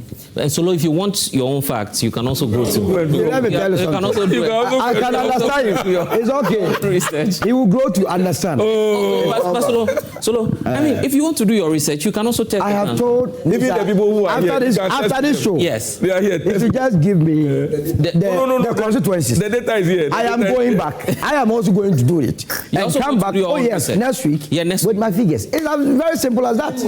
Wow. Within 1 week. How many days? 1 week. You understand the word proper. Good morning.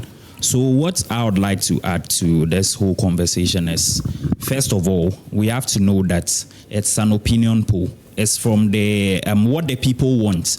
That's what they've given out, right? But then again, opinions change over time. We are not yet close to the elections. We don't know what is going to happen yet.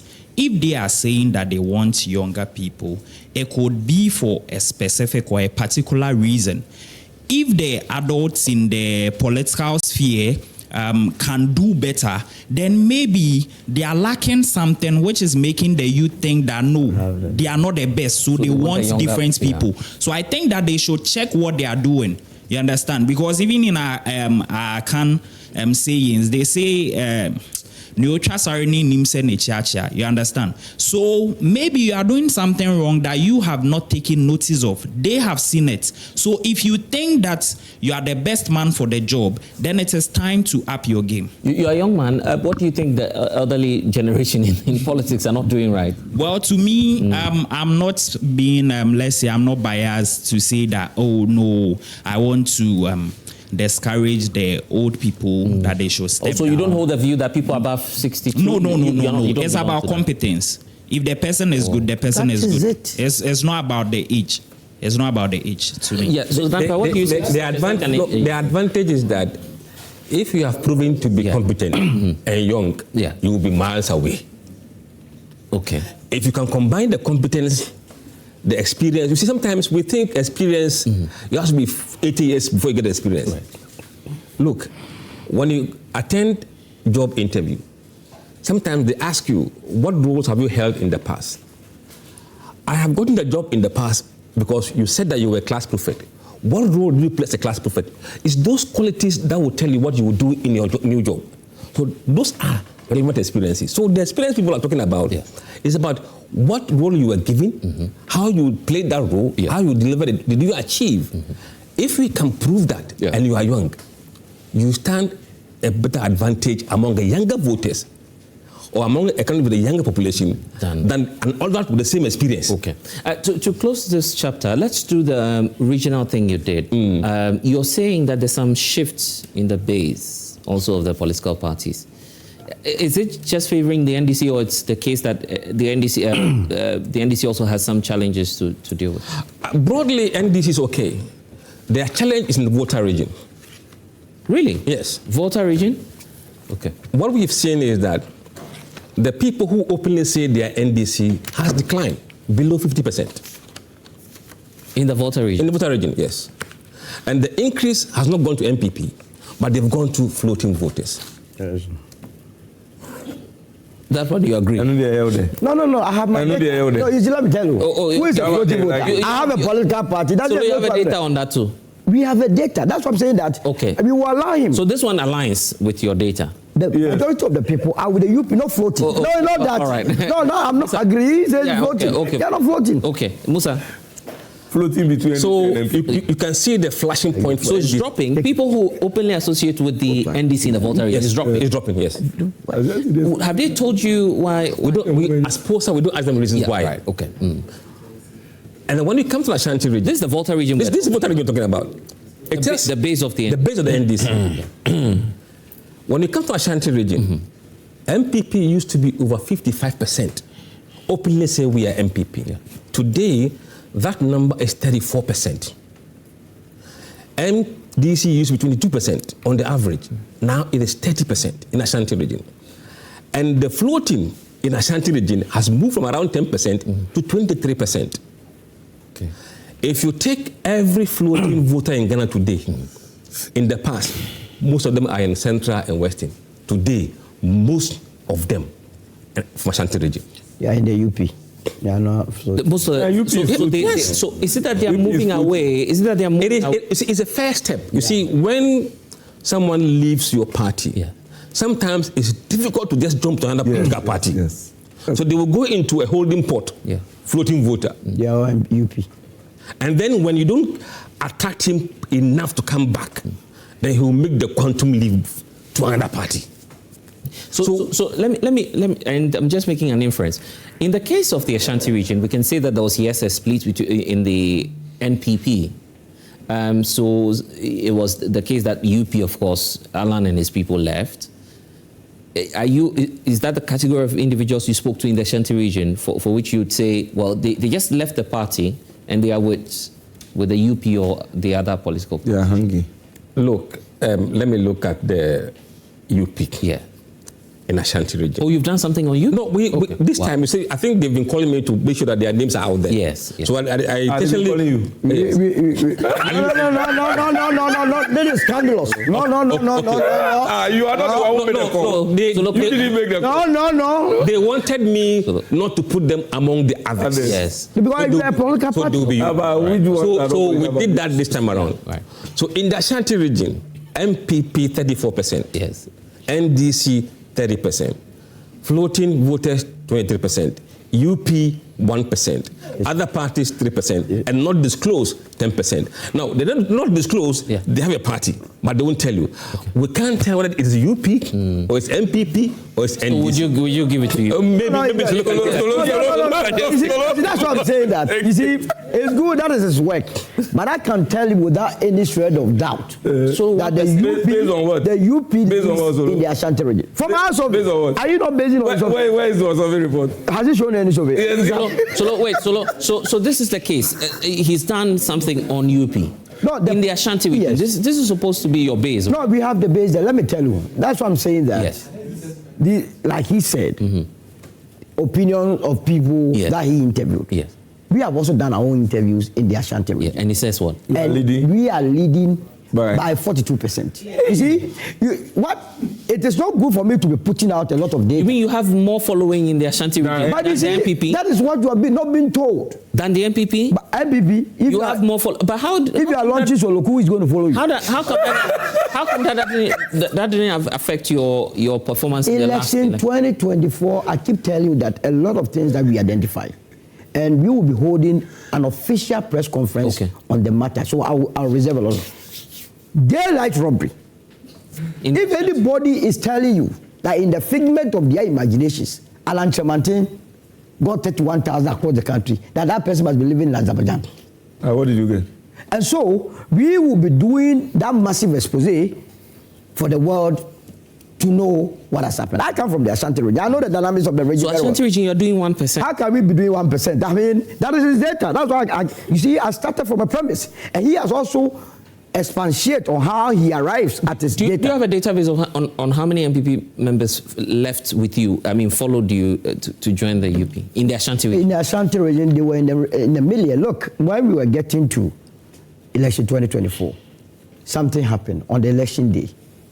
When people had massed up to go and vote, then they started going around telling people that Alan Tremantin has withdrawn from the race. Oh, so that's what affected you. And then the people decided we will not even vote anymore. That was what happened. That's what you are not being told. Oh, but the highest you have is 4%, right? Musa, if I'm right. For the region. Oh, but that's what happened. The highest, I'm looking at the data now on the screen. According to Mussa Dankwah. 4% is the highest. According to Mussa. For UP. For UP? No, for UP it's less than that. It's even less than according to Mussa Dankwah. That is his data. I have my data. Why must I worry myself on his data? He has told you he's not Jesus. He has told you data do change. He has told you that he interviewed people, and the very people he interviewed, he can go there tomorrow and they will have a change of mind. Why would I worry myself? So are you insecure that you are losing your base? How could we would have left this politics if we don't believe in what we are doing? Remember, Okay. If indeed we believe that we have 31,000, we would not even be discussing political matters. But we know what is on the ground. But let me give one news to Solo. Okay. You have another. The region. Good. I hope it's not heartbreaking. The regions with the highest number of UP supporters are Volta region and Western North region. In fact, Upper East is even more from our data. So for Volta, they are living. UP is about 4% in Volta. Volta, we have numbers. And 3% in Northwest.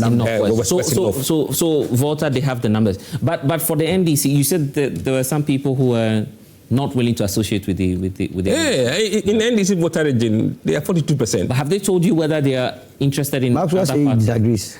I didn't see that. Okay. All right. Musa, thank you. Is there any final thing you'd want people to know on this? No, so I think the voter issue. Yeah, you address it, yes. Is there any final thing you want people to be? Look,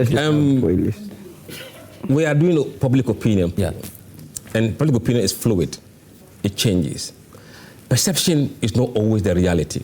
We must understand that. Fantastic. And some people may have certain perception of certain people. Yeah. But in reality, it is not. We are there to measure these sentiments and this perception over time. We will have an average of these sentiments over time. And if you understand data, the averages will give you the real picture and a snapshot. And you're confident that these 4 names you've put out, likelihood that they will even change? Look. Numbers will change. Yeah. Position may change. But these names? But I wouldn't think any surprises from anywhere will topple these 4.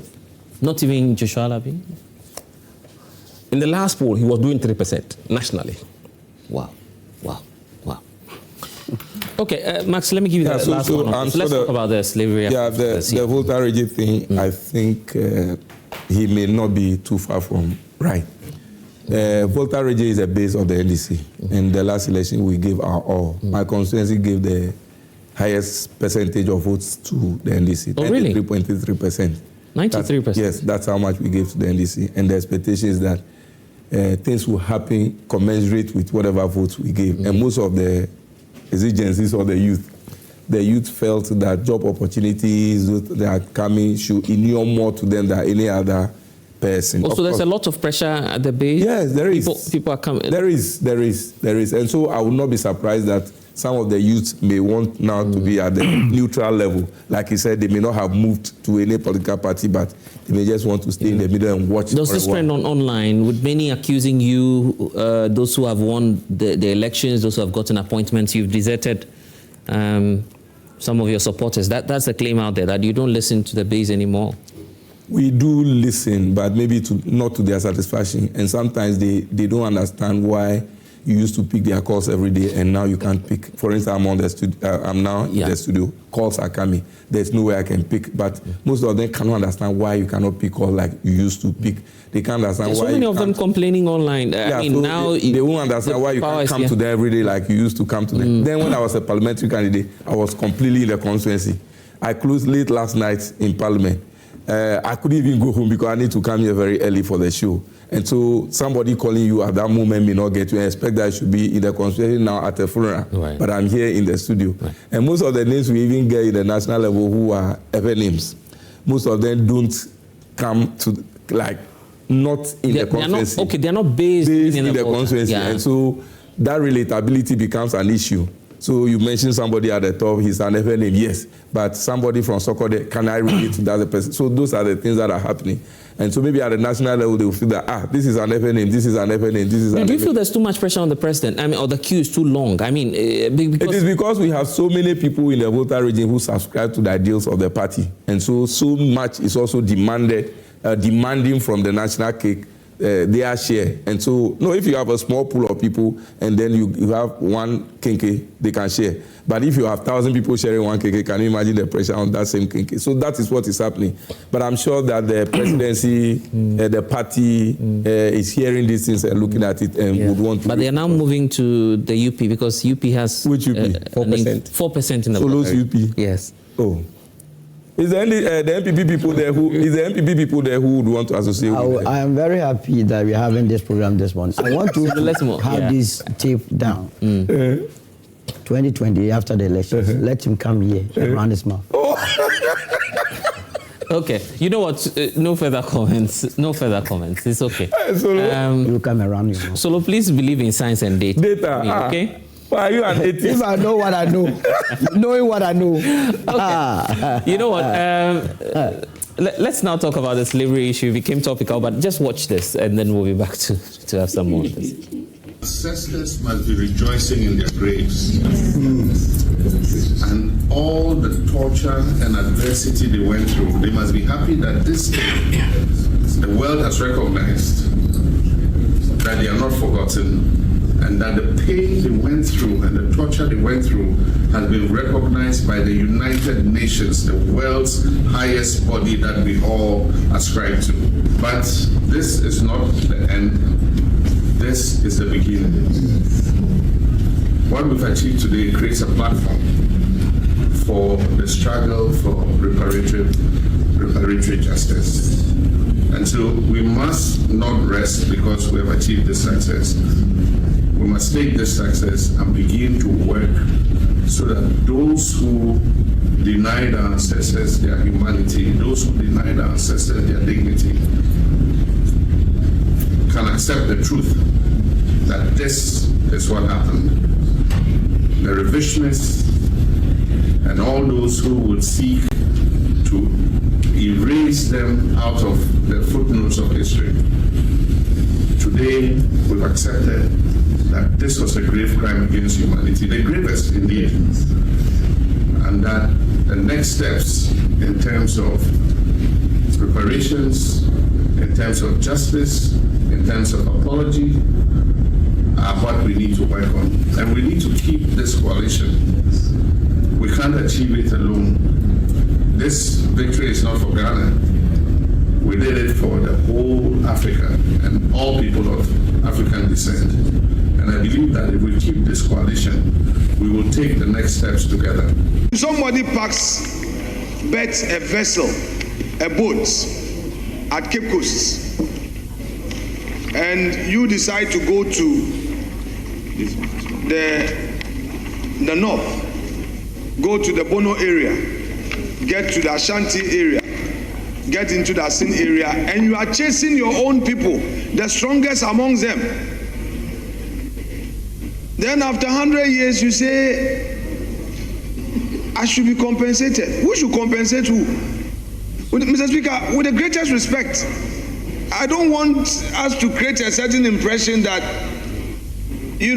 expressing an opposing view to this whole reparation thing makes you anti-African, or you are not thinking about the suffering. Who suffered? We maltreated our own. We maltreated our own and told the white man that he should also maltreat our own. So, Mr. Speaker, the story must be told and be put in its proper context. It is also a fact that inhumane treatment, the unfortunate humiliation, the marginalization, the injustice, the abuse of our ancestors who became victims of this slave trade, Mr. Speaker, must be condemned, and I so condemn him.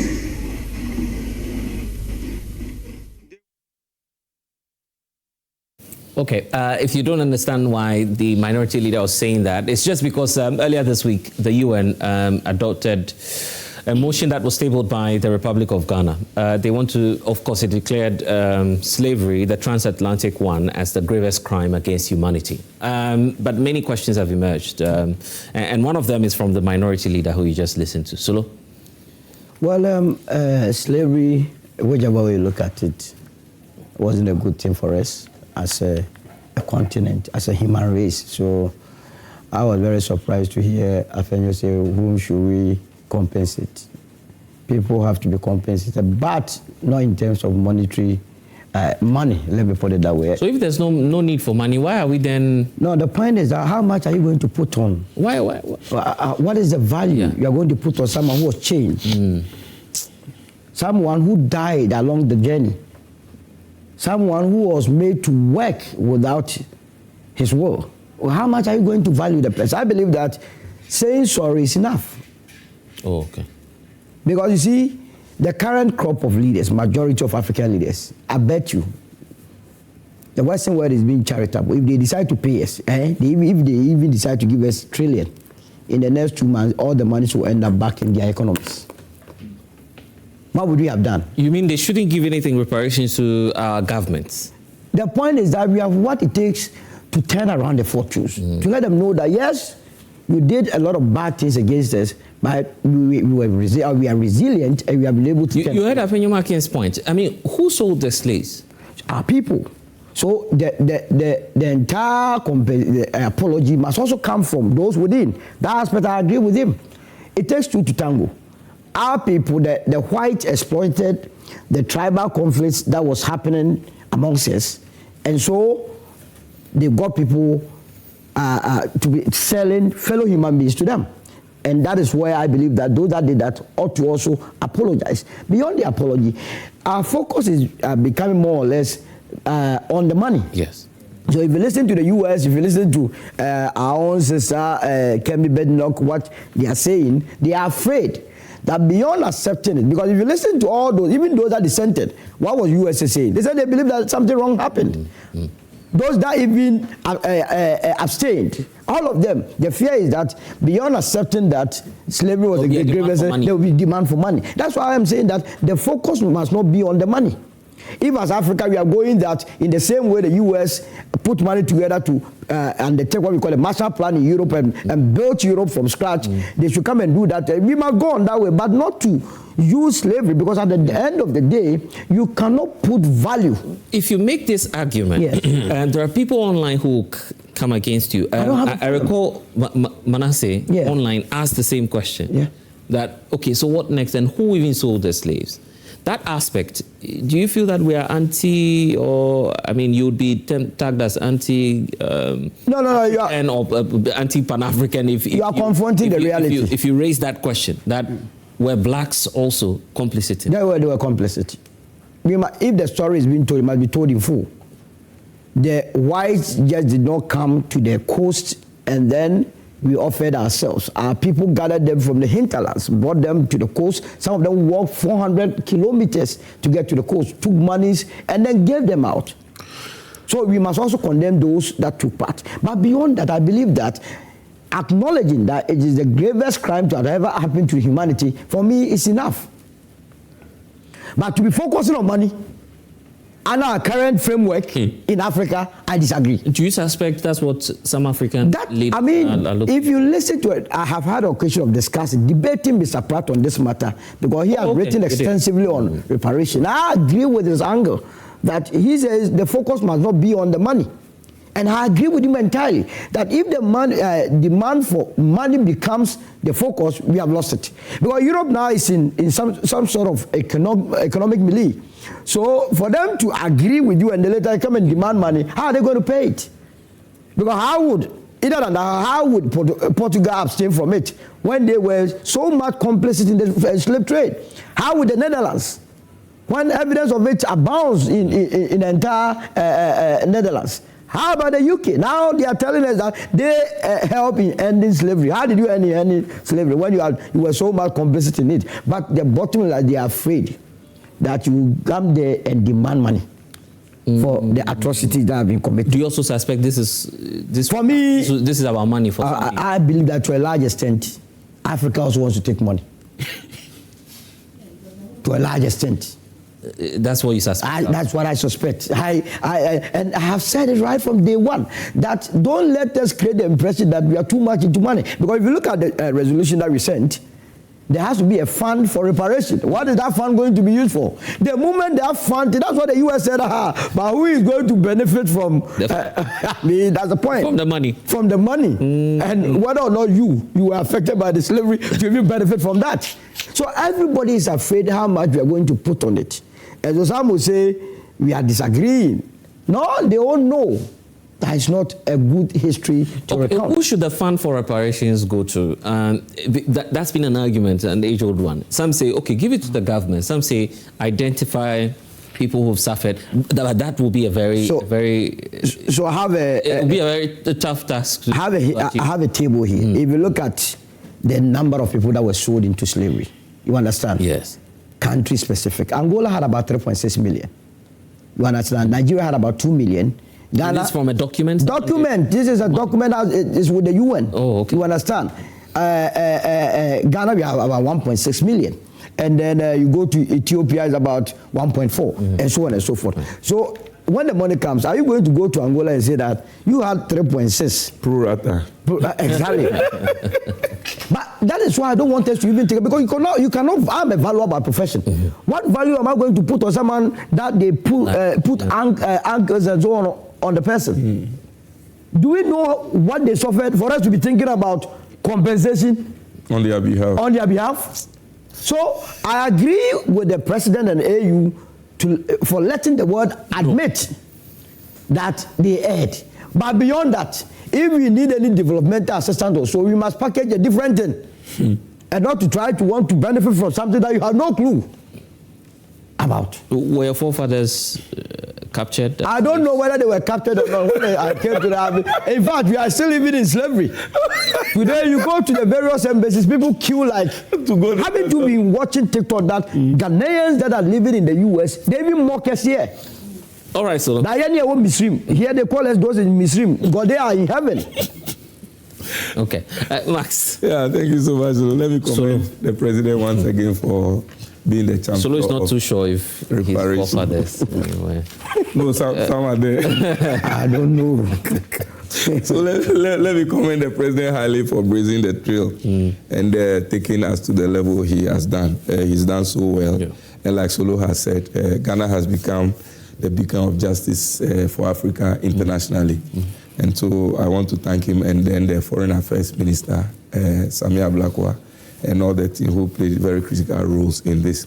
Historically, like Solo said, I'm sure that because of tribal wars, even the Volta region, because some people are Mepeplau, so they could buy from one village to another. Right. And so you have that intermix.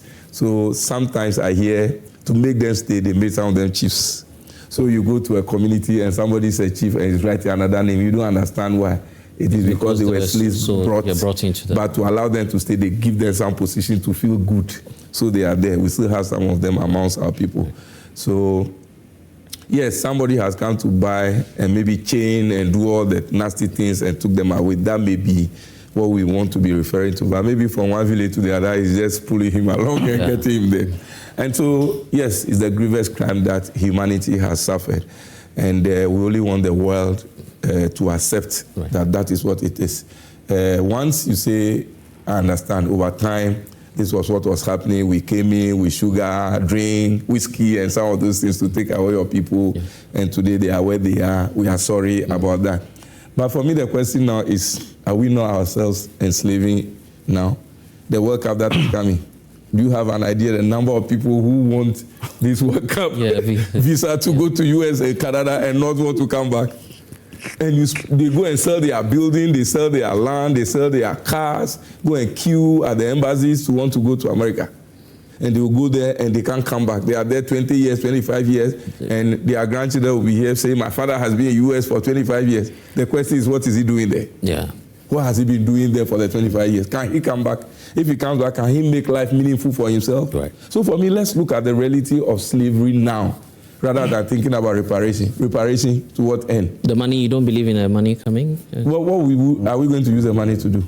And like, are we going to look for the families that were affected? Like you were asking Solo whether his forefathers were also captured, so that we're going to give them a percentage, or we're just coming to use it to build a monument and name it, and always continue to remind us of whatever it is. But the argument is that you should support communities. Which communities? Affected, I mean, because we have a number of forts and some of these colonial So we want the force to be... or maybe the communities around may have suffered some. I don't know. I don't know how for prisons we'll also get some... we'll get what are they going to do? To refurbish it, to remind us of whatever happened. So for me, at the point when they realize that whatever they have done is wrong, we are sorry. Maybe some documents here and there, some apology and things here and there. We just forget about it. But just to say that we have been speaking about these things for time in the past. But President Mahama has sent it to a next level by putting a motion together, tabling it at UN, getting a lot of countries, 123 countries put in favor of this phenomena. And so thumbs up for him.